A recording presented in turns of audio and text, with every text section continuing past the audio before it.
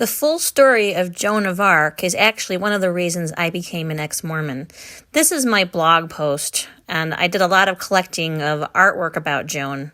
I've been interested in her most of my life, and I thought it was really weird that the Church of Jesus Christ of Latter-day Saints decided to make a documentary about Joan of Arc around the same time that they built a temple in France.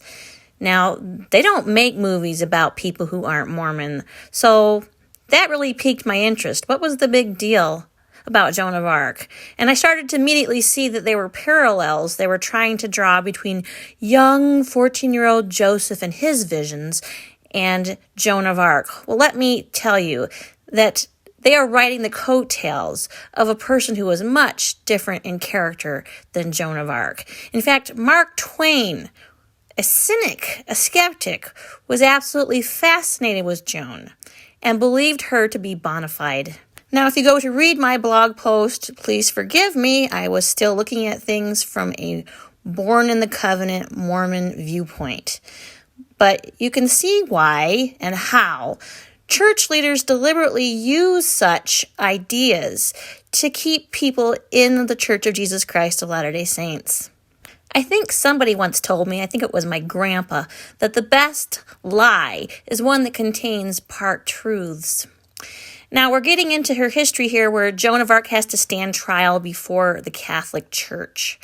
And I don't think the leaders of the Mormon Church intended for me to research this deeply. That is what a lax disciple and lazy learner I am.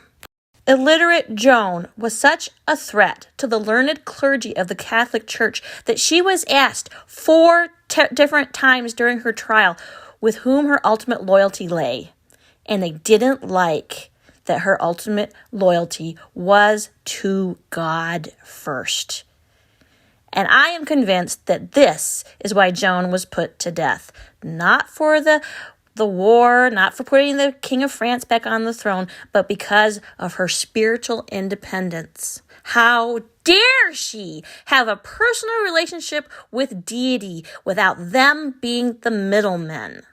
I don't think the Mormon Church likes the idea. And this was such an eye-opener to me during my truth crisis, my trust crisis, realizing that this is the same damn church. Something the Book of Mormon calls the Church of the Devil. Because when a woman with character such as Joan of Arc takes a stand, Mormons don't like her either.